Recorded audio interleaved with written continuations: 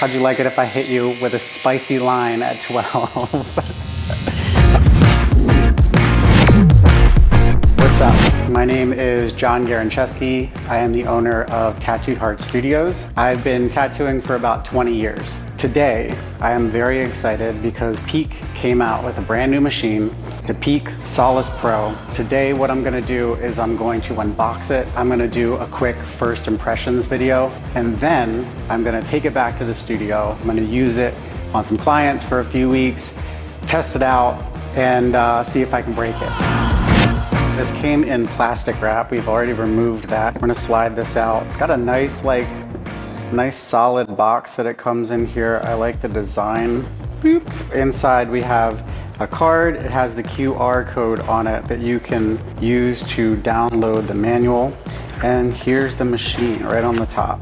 I like the size of it. What's nice is that it has the digital readout on the back here. What do we have? We have a box. What's inside the box?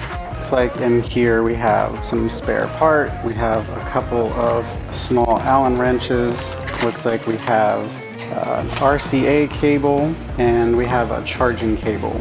I'm confused what the RCA cable's for because it's a wireless machine.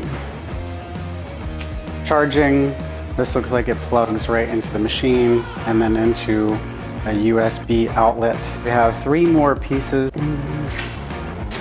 And I'm gonna take this off because I'm really curious about how these fit onto the machine. Pop this off the back here. So it looks like this is the battery. And then we have this connection inside here. Okay. All right. Those don't fit onto the machine. Let's see if this one does. Okay. This one does. This piece goes on here, I guess just in case you run out of battery, maybe you don't have one charged up, you can add this RCA connector on the back here and you can run your machine off of a regular power unit.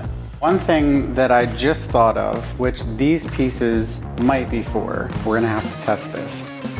This connection here goes onto the battery so that you can actually take this battery off of this machine and use it on another machine.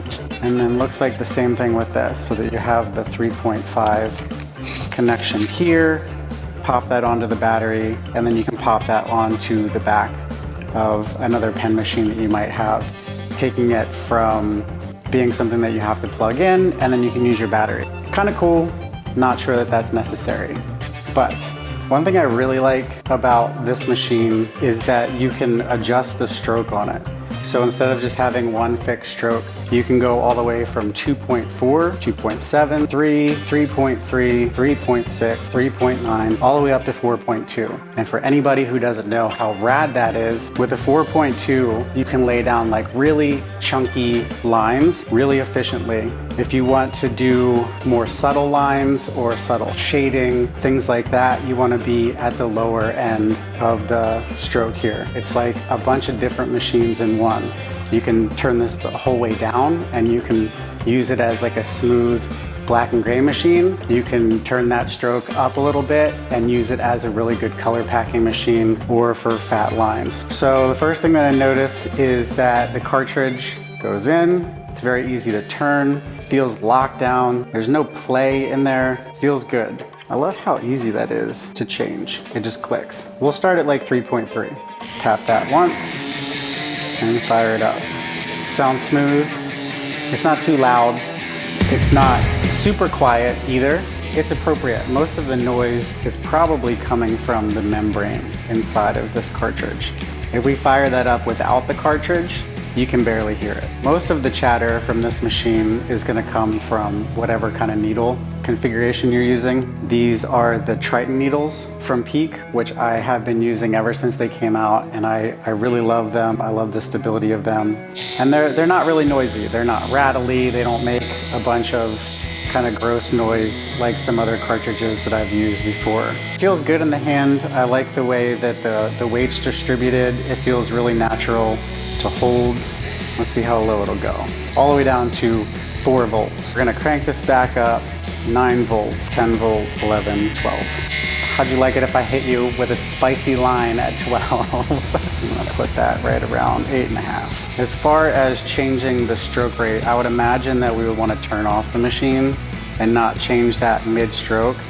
We didn't actually check out the instructions, but I like the fact that I can take this out of the box.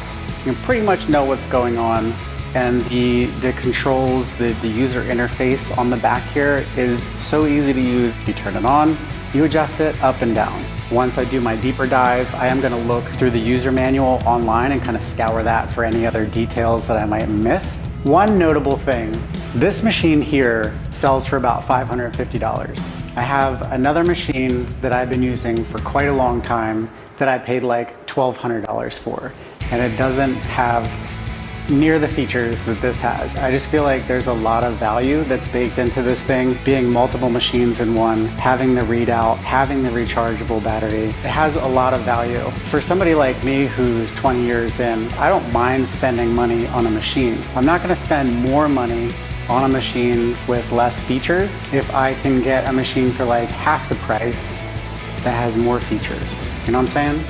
Thank you so much for watching today.